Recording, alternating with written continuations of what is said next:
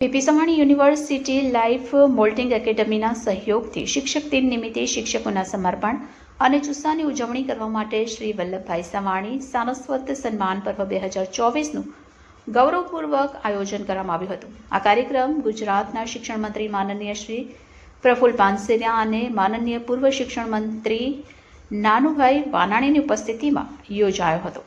શિક્ષણ દ્વારા ભારતના ભવિષ્યને ઘડવામાં તેમની નોંધપાત્ર પ્રતિબદ્ધતા બદલ વિવિધ શાળાઓના 164 જેટલા આચાર્યોનું સન્માન કરવામાં આવ્યું હતું। આ ઉજવણીમાં યુવાનોમાં રહેલ જ્ઞાનની ઉત્કૃષ્ટ વધારવામાં પીપી સવાણી યુનિવર્સિટીના સ્ટાફના ઉત્કૃષ્ટ યોગદાનની પણ પ્રશંસા કરવામાં આવી હતી। મહાનુભાવોએ શિક્ષકોને તેમના અતૂટ સમર્પણ માટે બિરદાવ્યા, જીવનમાં પરિવર્તન લાવવામાં અને આપણા રાષ્ટ્રના મજબૂત ભવિષ્યના નિર્માણમાં તેમને નિર્ણાયક ભૂમિકા પર પ્રકાશ પાડ્યો।